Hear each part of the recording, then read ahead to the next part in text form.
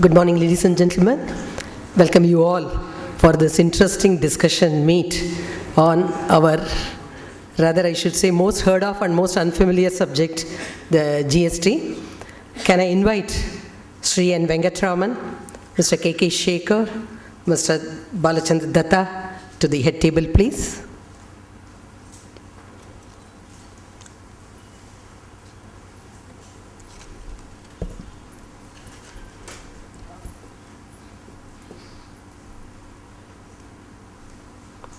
We are happy to recognize the presence of Sri Arvind Dattar, Mr. S.G. Prabhakaran, our immediate past president, Mr. N. Srinivasan, our past president, Mr. Ram Kumar Ramurthy from our governing council, and all of you for that matter. Thank you. It's indeed very heartening to see so many people attending this. In fact, my colleagues were saying, this time we just sent one mail, not even a reminder. We said we will not send a reminder. Probably it should be the subject or the speaker or the chamber or the combination of all the three should have attracted this thing, response. Thank you so much. And they say it's very difficult to understand a woman's mind. Now they have added GST to that list. I'm only trying to see whether two negatives can make positive, whether women can understand GST better. But leaving the jokes apart, this is a very complex subject. The chamber has been having a number of seminars and workshops, not this month, not last month, probably last few years and very intensively from probably last year. But still, we are very much aware that the subject being so complex, it's very difficult that with this kind of one-time seminar, people can understand. We are not expecting that to happen definitely. But our idea, even if the understanding is one notch or two notch better than what it was yesterday, we are happy. And going forward, we are also discussing whether we should have more detailed workshops and training programs getting into the nuts and bolts. Probably that should happen once the GST is really rolled out on July 1st as it is expected. Thank you so much for being here once again. Let me request you to put your mobile phones on silent mode and we will start the program now.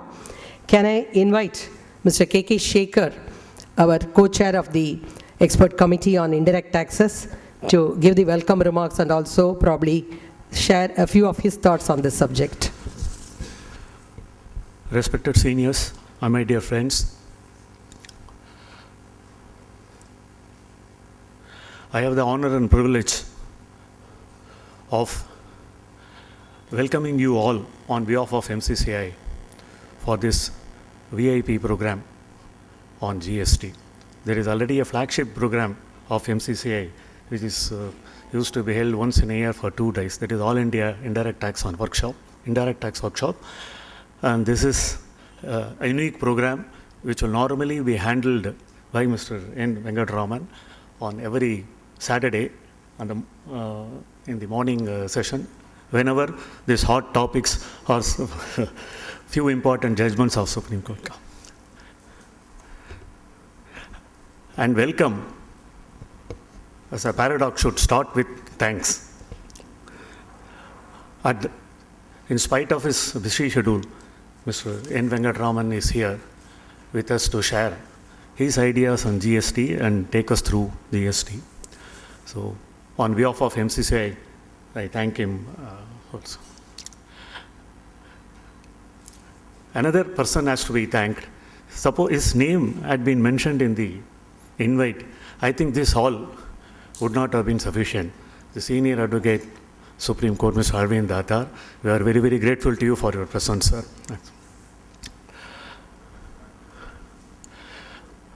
I would like to share, I'm not competent to make any comment on this. And Mr. M, there is no need for an introduction of Mr. N. Venkatraman. When the model GST law was released in September, and the first draft was released in April 2017, there was a confusion on the transitional stock, the held at the dealer's point, whether a duty payment document is required or not. I must honestly submit that,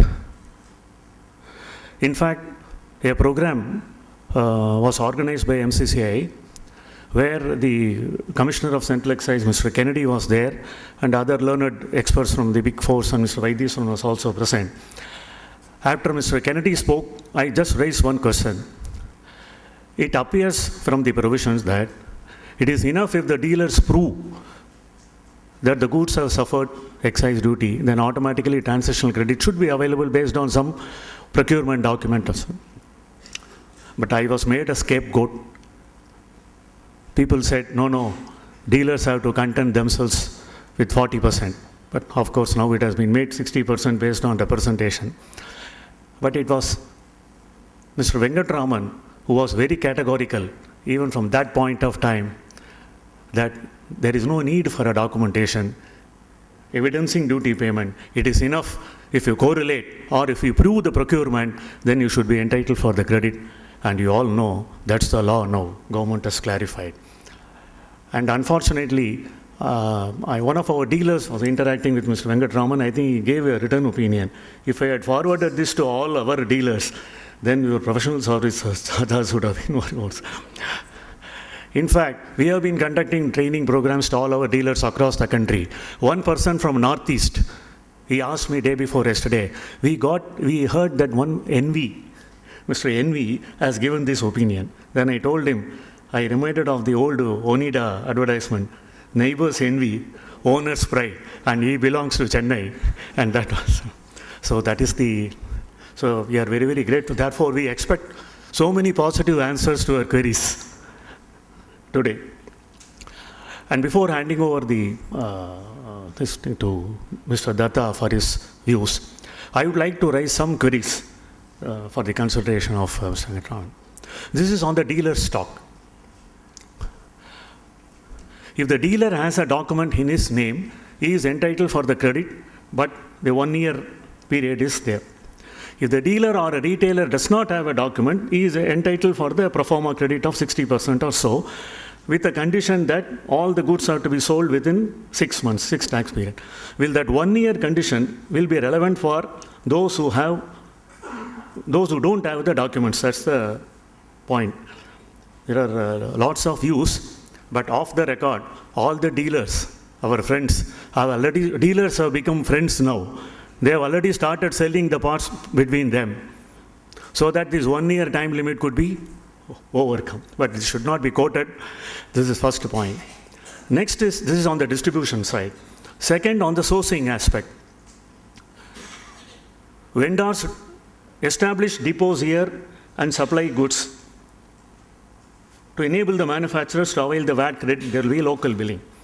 But the established practice is, in order to meet the just-in-time production requirements and all, they do a CST billing now with 12.5% and 2% CST, keep it in the transporter's godown, and then supply.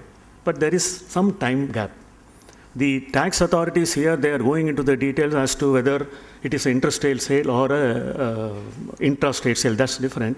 But can that process be continued under GST, except where we have this mismatch concept is there, and e-way bill also is likely to be introduced? Can the goods be stored in the vendor's place? Otherwise, they are forced to take a registration in all the states where there is no invoicing, and it results in compliance cost. This is the 2 points on the transition. And 2 points on the exemptions. Job work provisions, this 57F4 has come into the minds of all the CEOs and CFOs. And they are not forgetting 57F4, even though 57F4 is not available under the current rules. So we have asked all the system people to continue 57F4, at least to have the material control point, from the material control point of view. Now, under the current law, the job work activity is totally exempt from service tax or from excise duty if the final product suffers tax at the principal manufacturer's end. That exemption does not appear to be in GST. The job workers are required to pay. That's one point on the exemption side. Now, the current provisions also allow you to procure goods for export production without duty, but without taxes. But under GST law, it appears there is no such exemption. You have to pay, avail the credit, and get the refund. Getting refunds, of course, the IT system, the GSTN provides for 90% of the refund, but we need to wait and see whether it practically happens. And the other 3 points, some academic thing. Now there is a situation where we have an excise exemption, but we don't have a VAT exemption. We have VAT exemption, we don't have an excise exemption. Whether this position will continue under GST,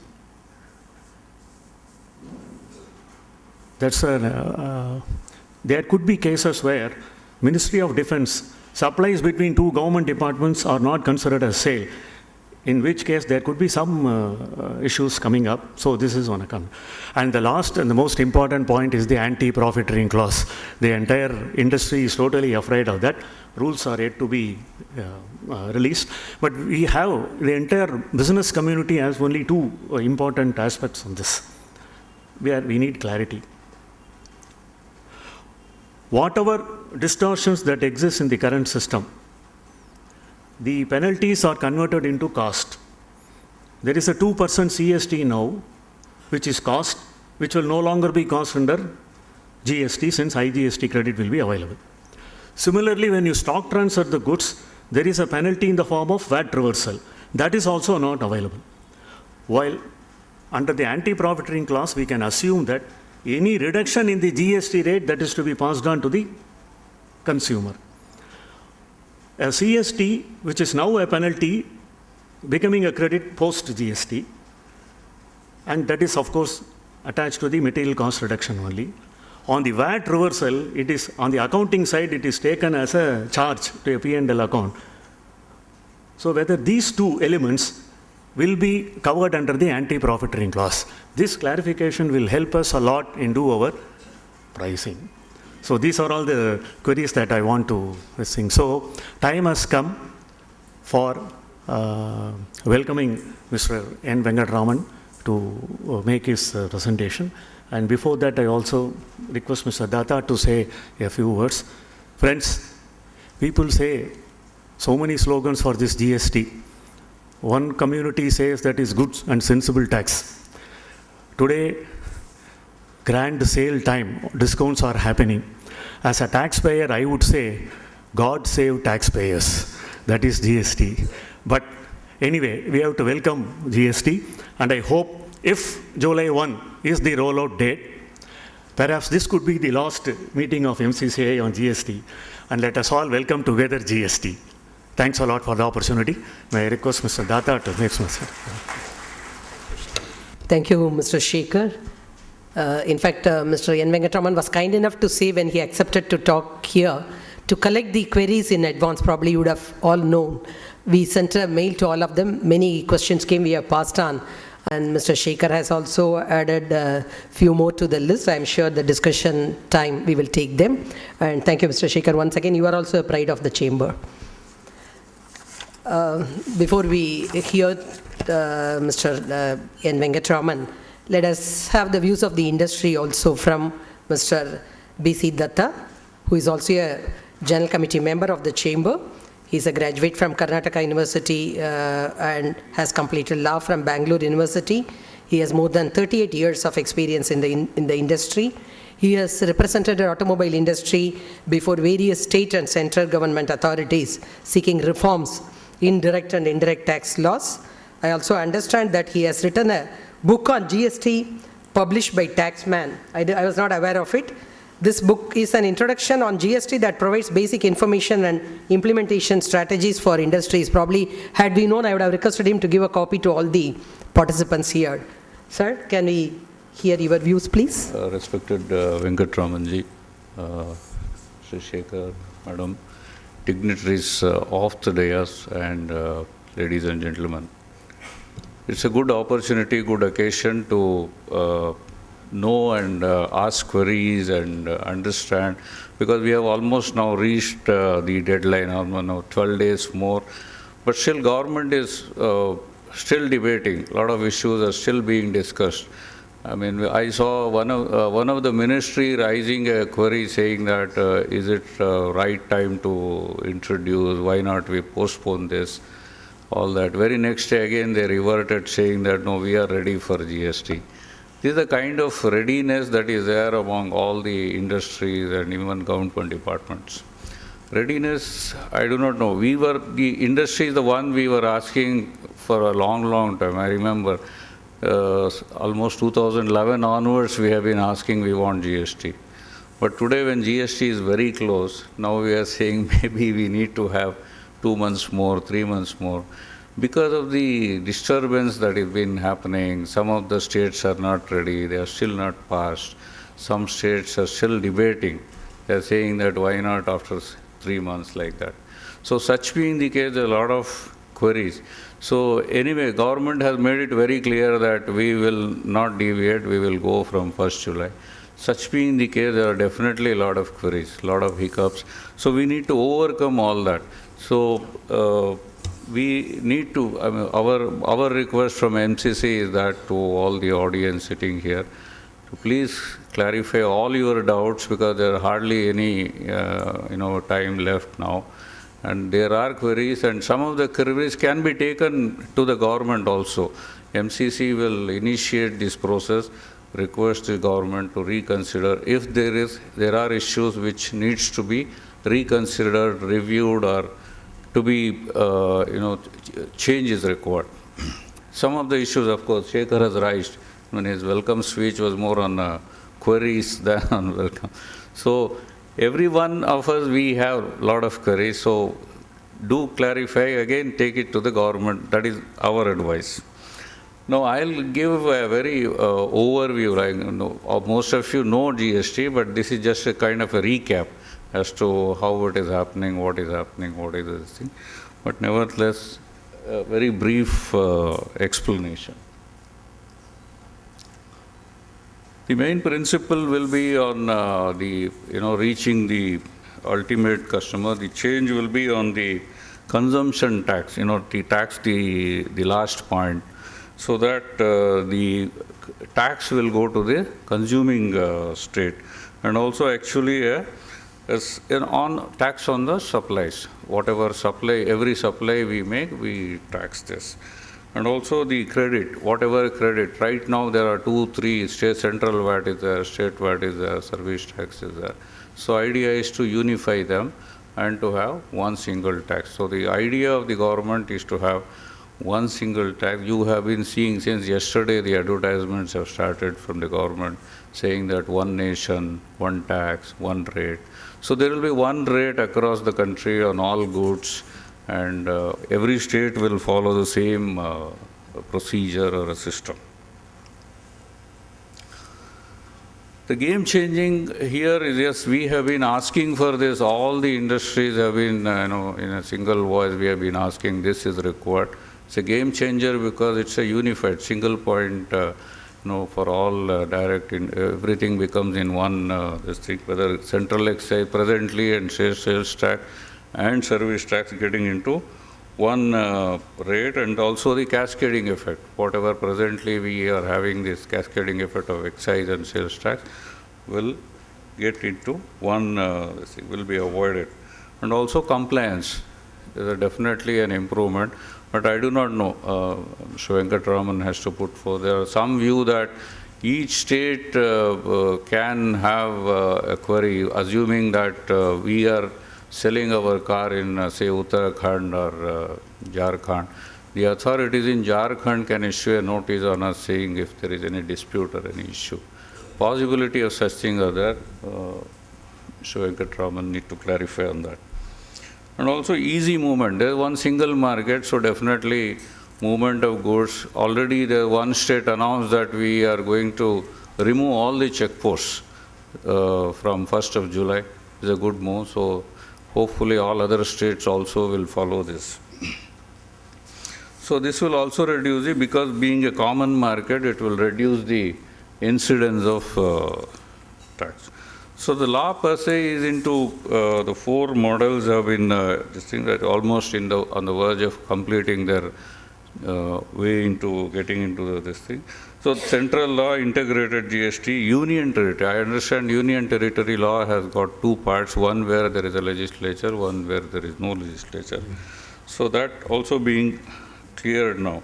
And so CGST, SGST and IGST, all the 3 will be governed by one council, and this council has been functioning for the last 2-3 months now, and now the 18th I was told, tomorrow is the one session where they will take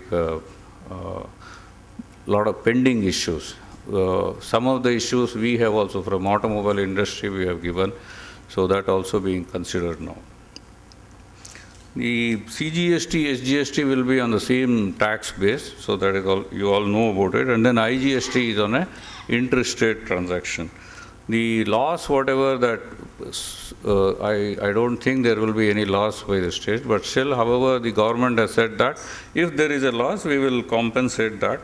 There is a proposal for that also. And all the registration and filing the returns and all those things have been already spelled out, and MCC has conducted several sessions on this, and I hope and wish you all aware of these things. These are only just to recap the procedures.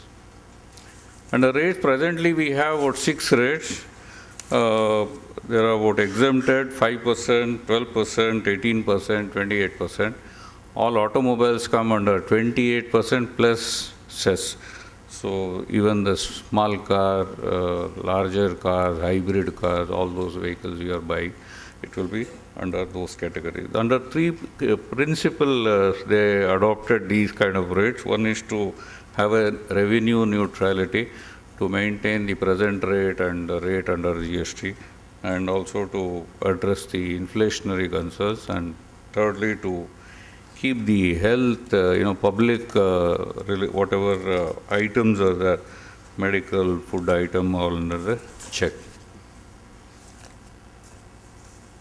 So what kind of GST that we need to focus on under this presently? So only just to few of the issues I have taken here. Of course, there are many issues to be discussed. So some of the issues like the tax credit, transitional provisions, how we take credit, and what are the issues, how to upload, the IT related issues. If it is 2.5 lakh and above, then it has to be uploaded into the GSTN. And the invoice, whenever you are uploading, the other side, the person who is receiving also has to accept it. Possibly only then such credit will be, agreed or things like that. How do you cancel the invoice? And a lot of issues are there that this needs to be, possibly Mr. Venkatraman will go in details in this. And some of the challenges, I have identified only about 6 challenges I have identified, just to ponder the debate, or to begin the debate. So one is on the input tax credit. So how do we take credit, and procedure for claiming the credit is quite lengthy. Generally, there is a feeling that it will take at least 1 or 2 years before it becomes stabilized and proper. And there will be some loss also because of this lack of knowledge, or the other side is not prepared, your customer, dealer or distributor or wholesaler is not ready. There will definitely some loss will be there. Transitional provisions, of course, still clarity is not there. We have been discussing with the government. There are some questions on the period of claiming, percentage of claiming. And IT readiness is definitely an issue. Still not ready. Some of the e-way bill is still being discussed. So these are all the issues definitely going to create problem for all of us. And on compliance obligations, there are some obligations where it may take months to get into. The cash flow issues may happen. The bigger industry no issues, but the MSMEs will definitely have concern. And e-way bill yet to get clearance. So hopefully in this next 10 days it will get cleared. There are 2-3 ways of it, and 3 days, depending on the distance and the number of days they have decided this. And if there is a multimodal transport, how it has to be done. And if it is not transported within 24 hours, and how it does. And multimodal transport, there are, I think, 2 or 3, e-way bill has to be recreated. So all those queries, Mr. Venkatraman will, I think, take us through. Oil and gas, of course, there is no credit available. That has been made clear. Automobile industry, very briefly I will touch upon, only on the rate part. So on the small car, we have petrol 29%. On a diesel car, small, it will be 31%, and bigger car, it is 43%. Hybrid car, of course, right now it is at 43%. We have requested them to reduce because hybrid is more eco-friendly and will definitely the finer, better technology. We have been requesting them to reduce. They said, the council said they will consider in the tomorrow's meeting. And electric cars, of course, will be at a very cheaper rate of 12%. And what we need to look for is on the OEMs and dealers, the transition, how best we handle it, transitional, on the stock front, how best we will take the credit. And between OEM and vendor, how best we also take the 1 year period is there. Beyond that, you cannot take credit. And also, all the industry, of course, automobile industry, well prepared. We have been discussing with all our vendors and dealers to, guiding them how this transition has to happen. Way forward is we will, right now, today we are discussing, we'll continue our interaction. And also this, the cost of manufacturing will definitely get reduced. And way forward, there will be uniformity definitely will come because of this tax, the sales, pattern will change. That is our assumption. And also compliance will improve because of GST is the understanding. And then new draft rules also giving some time. Instead of 60 days, now they have extended it to 90 days for the transition stock. So that's a good this thing. And last one is on, of course, luxury cars where, of course, the rates are going to be reduced. So these are the fine points, and which I thought I only recap basically on the GST. So now it is open, and our request is please ask all your queries, get clarified, because hardly any days, 12 days left for the GST to come in. Thank you. So much, Mr. Datta. That's a very, very precise and candid overview. As he was saying, the chamber has been talking about the GST, asking for it, and now we are also talking about the problems and things like that, because probably the way it's evolving, we are not sure how it's going to go smoothly. That's our concern. So anyway, I am sure more discussion would follow when Mr. Venkatraman makes his presentation, and then open the floor for discussion. Let me take the privilege of introducing, though I know to this kind of an elite audience, a detailed introduction of Mr. NV is not required, but still, let me take the privilege of doing so briefly. I am not reading out his full biodata, it's too exhaustive.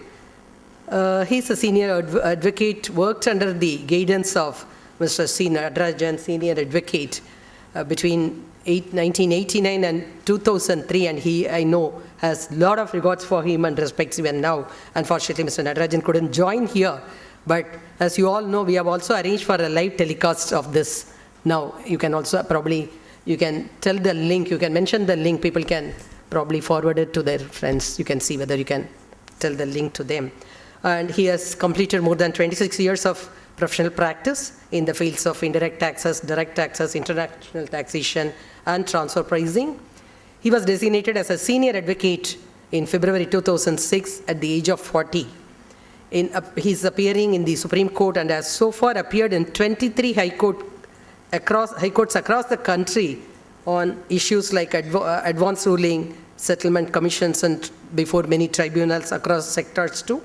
And he has been the counsel in various leading judgments arising from various high courts on the taxability of transactions, again, across different sectors. Some of his decisions in international taxation and transfer pricing had been adjudged the best case of the year by international tax forums. And as I said, I can go on talking about that. Only one point I'm not able to resist saying that I have been his senior, definitely not in the profession, I am nowhere near it, but we studied from the same school. And I should say that he's both an envy and pride for me personally. Only one issue I have. Last year he said I'm 4 years senior to him. This year he says I'm 5 years senior to him. I'm only wondering why he's adding the years only to my age and not to his age.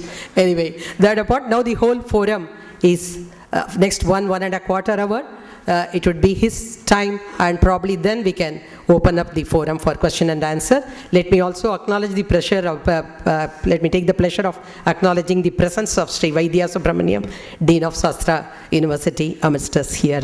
Thank you. Guru Sakshat Parabrahmam Tasmai Shri Gurave Namaha. Mala Sudhakumbha Vibodha Mudram Vidyavirajat Karavari Jatam Apara Karunya Sudamburasim Shri Sharadambam Pranatosmi Nityam.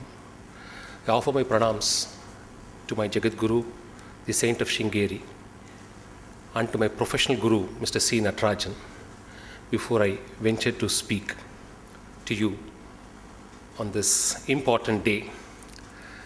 It's so heartening, and I deem it a great privilege and honor in welcoming, on behalf of each one of you, our pride in the Supreme Court, Mr. Arvind Dattar. I'm so thankful that you are here, sir. I'm very thankful to you for your presence here.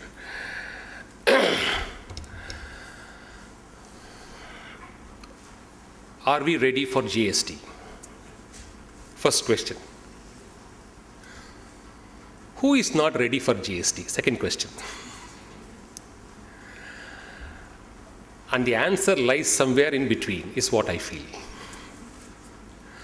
How closer we are to readiness or the so-called unpreparedness? Because we are just 12 days away from this implementation. We are bound to get this law enforced from 1st July. That looks to be that's the first news I think we should break. Unless otherwise on 31st June they decide to extend it, unlikely. And therefore, we should understand the concerns that need to be addressed as we step into the law on 1st July. We will assume it's going to be on 1st July. And if it is 1st July, what are the things that needs to be taken guard of? The roll call, the list of last minute preparations before we get ready to plunge into this law. That's exactly what I plan to discuss and orient myself and also the group, and take it as a participative one after a point of time. The WhatsApp says, what is GST? They say GST is like getting married. You have to report everything every day. It keeps you therefore very busy and doesn't allow you to do anything else. You have to remember dates, failure of which will lead you into larger problems. You had many girlfriends in the past, like VAT, service tax, excise, etc. But now you need to, because you're getting married, you need to be dedicated to your wife, called GST.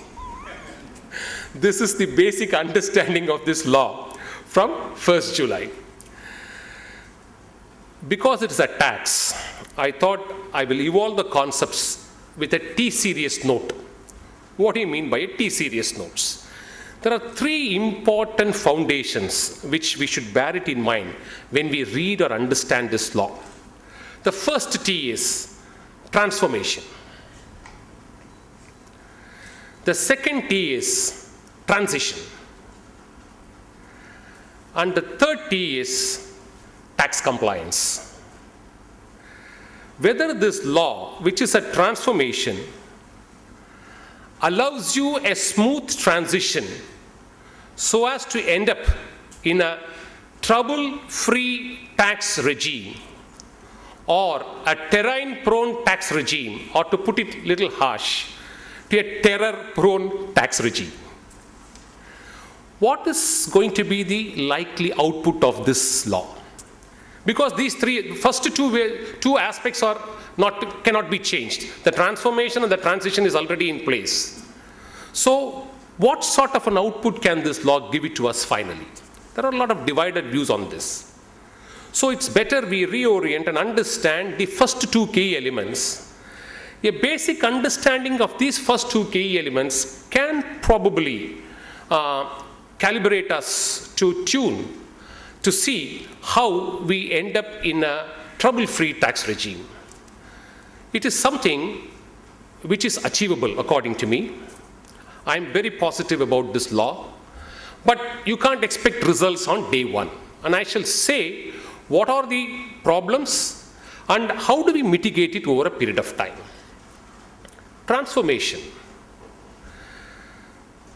We can now claim a lot of pride as one of the mature democracies in the world, having progress to pass a legislation where the union and the states have converged together with a unified thought of progressing India as a one nation. It's a milestone achievement that way. It's historic. We could not, because it has taken 22 years. It all started in 1995. We can't credit any particular person or a government. 22 years of sweat has transformed of political parties with irreconcilable differences, have thought beyond their own political interests to understand people of their states are likely to be benefited if we integrate ourselves into this regime. And that's how this law finally has taken a shape in this form. So historically, it's a milestone achievement. And the way we have designed the constitutional provisions is something very unique. GST is not a list 1 levy or a list 2 levy or a list 3 levy. There is a popular myth that GST is a concurrent taxation. No. It is not a concurrent taxation. That's the first thing we should all bear it in mind. What do you mean by a concurrent taxation? Both union and states can legislate. But if there is going to be a conflict, then states have to yield to the power of the union. This is not a concurrent taxation. This is a simultaneous taxation. That's the difference which we should perceive in our thought process. What do you mean by simultaneous taxation? If you see the provisions of Article 246 capital A, it says, there shall be a levy of goods and service tax both by the union and states at the point of supply. So, it's not that the union will tax something, the state will tax something, or both will tax it at different points, both will perceive different taxable events. Not at all. Not at all.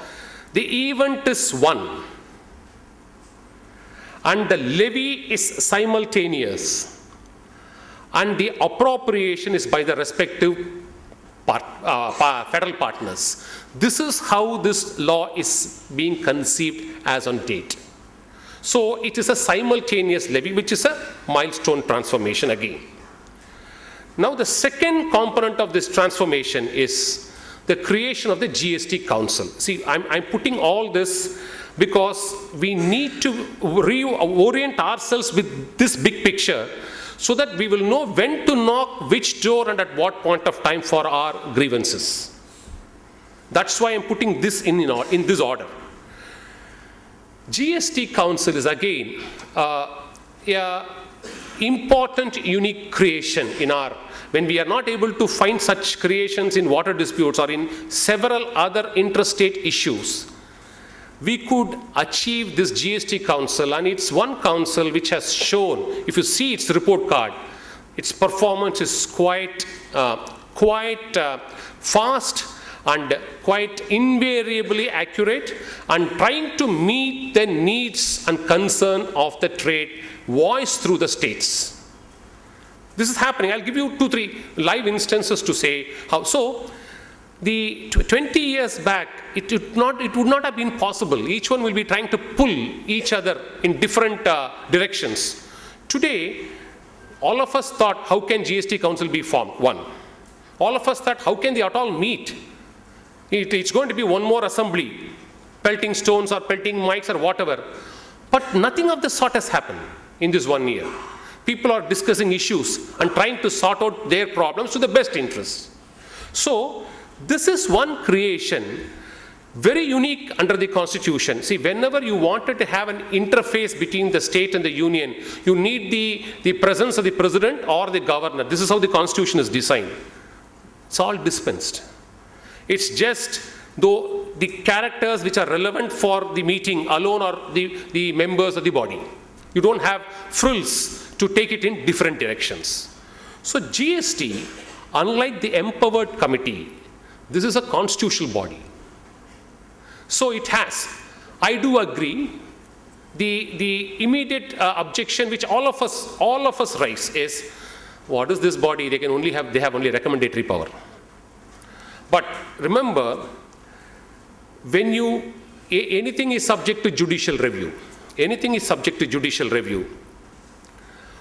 if it turns out to be ugly, or it turns out to be wrong or unimplementable, or one state is going to pull the other states in a different direction, in spite of a recommendation, if courts are going to do a judicial review of such decisions, they are not going to let down the recommendations of the GST body so lightly. So the recommendations, either the state should understand and validate it, as long as it is taken on sensible grounds. If the recommendations are good but not implemented, courts will back it. If the recommendations are bad, taken on political lines and gains, then courts are going to again interfere there. So GST, the effectiveness, the success story of GST remains on how neutral the council works. How neutral and how effective it works to nurture the aspirations of the trade. And if it fails, or its recommendations, it doesn't mean that that's the end of the journey. There's much more to go beyond. And therefore, this is a major component in the transformation phase. These are two critical. Parliament and the states, they have done their best in bringing this legislation. It took 20 years, it went to the roller coaster, it suddenly started, states convened urgent meetings and then passed this legislation. And many of us fear, out of 26 states have passed the legislation, few more states have not passed. In fact, one state is saying, I will not pass the legislation. So what's going to happen on 1st July? The answers are twofold. Please see, these are all the popular misconceptions we had based on historical reasons. It's not without basis. What was the misconception? Each state will pass an SGST of its own, completely diametrically opposite to the interest of yet another state. It has not happened. They have virtually, because of lack of time, they have copied it. But the SGST invariably is a replica of the CGST in all the 26 states. No big departure in the provisions. So that's an achievement. So it's in sync. CGST and SGST in most of these states are in sync. So that was one apprehension we had. It's not there. So one state is not going to participate. All right, how long can you be out? Your traders are not going to take credit. Your traders' purchases will not be taken for credit. So the state is not affected, the traders of the states are going to get affected, the industries of the state are going to affected. So how long can the political party pull? It's not possible. So it can be pure ego. After 15 days they may pass, after 1 month they may pass, but they will have to fall in line because 26 states have already passed this legislation. And therefore they are particular about July 1st. See, deferring it to September can be the first weak signal of dilution.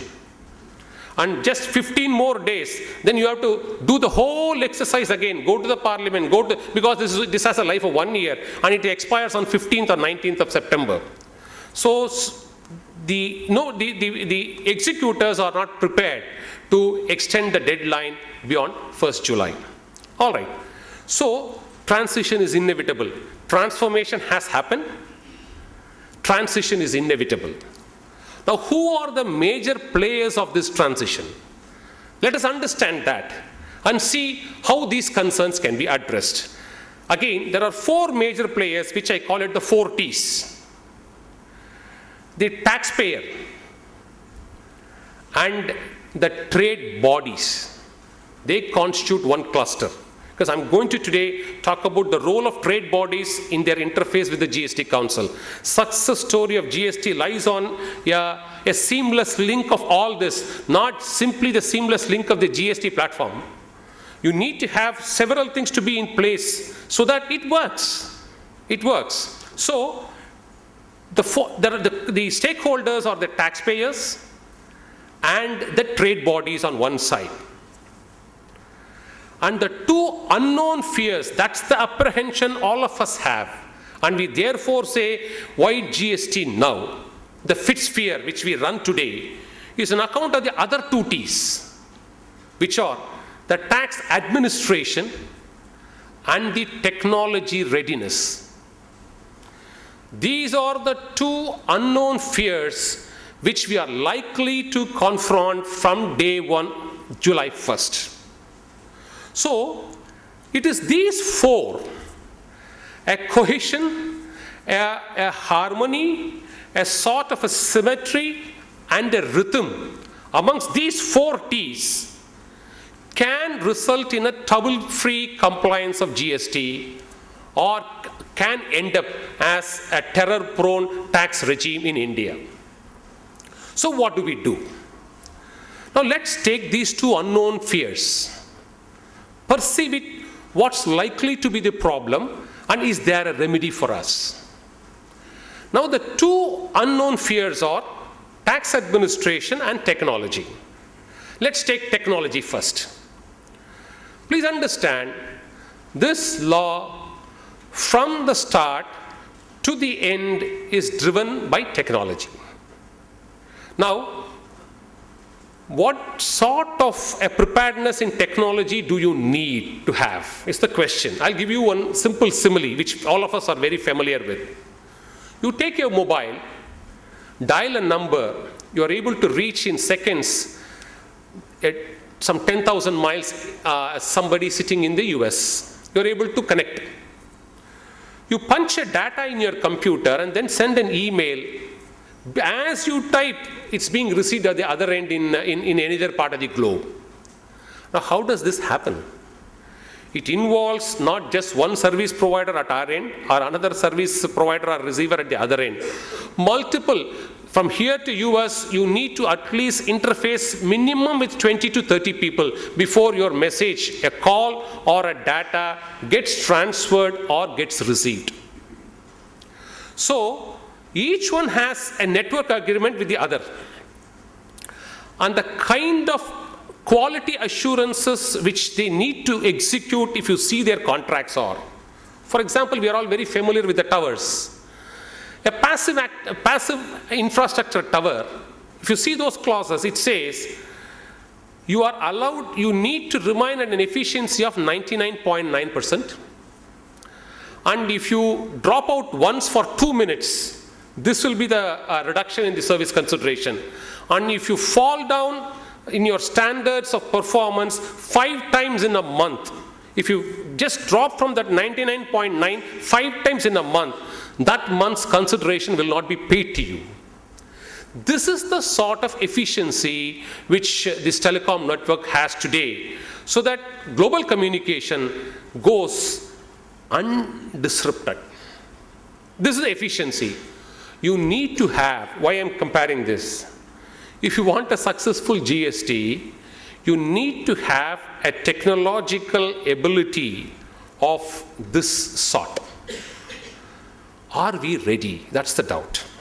Now, what does this law say? In a telephone, it's none of our business. We dial up, either we speak. If we don't get connection, we'll try it after some time. And it's for the service provider to find out if this tower is not working, then he will automate it in such a way that it gets routed through some other junction. So it is his headache. So our concern is only receiving the service. But what happens in a GST scenario where you have to face the technology directly? The law now says you need to connect yourself at least with 2 more people. Your suppliers and your recipients. It mandates so. All the 3 of you should have seamless technological connect. It is a paramount threshold requirement to get into GST law. Now, imagine the number of service providers you have, number of manufacturers you have, suppliers. So you will have bank, you will have insurance, you will have transport, you will have regular sellers, you will have annual maintenance contract, multiple chains. So all of them should be linked with you. You in turn should be linked with your seller, your buyer. Why do they want it so? They are saying under this law, you need to meet with two basic threshold requirements. One is invoice matching, and the second is ensure that there is no pilferage or loss of credit. These are the bottom line requirements of this law. What do you mean by invoice matching? Today, when you book a cargo, say from Chennai to Bombay, through a transporter, you can log into your computer and start tracking the movement of the cargo. It's possible. Now, government wants such sort of a capture of how goods move, how services move, and how invoices move from one place to the other in a seamless, without disruption, a seamless fashion. This is the essence of this law. Let's be very clear, no country can achieve 100% perfection on July 1st. Challenge it. And I think government will be sensible enough also to understand it. So, the first unknown fear all of us have is, how do we work this technology? See, the least technology which we have had, if at all any interface other than telecommunication in the recent past, is our experience with e-commerce industry. Otherwise, we would not have had any interface. And even e-commerce industries, if they issue a mega sale offer for 3 days, then if you go and log in, the system crashes. So, sense of preparedness is not ready for a mega sale because it doesn't happen every day. So, this is the kind of technological infrastructure that is in place today in trade and business. Now, is it possible for everybody to integrate? The first unknown fear is only that. That's why we are anti-GST. We say that, how can we do this? Now, the answers are twofold. At some point of time, this interface will have to happen. It is already happening. We are digitizing every of our operations to the maximum extent possible. We are doing it today in bits and pieces. Now, GST is one source where it gets aligned. The central backbone is now the GST in our trade and business affairs. Put that backbone into place, then see everything transforms well. Is the thought process. But this transformation, now, for which you need, the law says you're going to take the assistance of two people. How do you implement this law? Through technology. It says two people are involved, the GSTN and the ASP. If you sit and start loading your invoice into the computer into the GSTN network, I was told each invoice takes 7 minutes. So you can understand the billions of invoices, you will not find the time. But ASP says, we have the bandwidth, you don't have to worry, we will do it in less than a fraction of a second, your invoice uploading. This is the assurance they give. So these two people ASPs are one who aggregates and prepares the data for you. And GSTN is like a telecom network. It is the platform in which it passes through. So the SSC, the ASP, and the GSTN has to work in sync. And only then you can achieve a seamless technological connect. Is what the law says, it's the requirement under the law, and whether we can achieve it on 1st July. Let's be very clear, it's not possible. So that's the first concern. So what is the remedy? We'll come to that. Now the second concern, before I handle specific issues of stocks and all, I thought I should put the big picture, because we are now getting ready for 1st. You must actually know where your problems are. When you start uploading on 1st July, it doesn't happen. And if you see the provisions, you need to file 3 returns, one on 10th, another on 15th, another on 20th. And they make it very clear, you need to do it from particular day and stop it on a particular day. You can't do it on different days of your choice. Okay, it's like our Tirupati queue or some other, let's go first and sit so that before somebody comes up. You can't do that. It gives you a limited window. The starting and the ending period is prescribed by the Act. So there will be a mad rush in ensuring data is posted. So how do we handle that? That's one issue of concern. Now the second major issue is tax administration.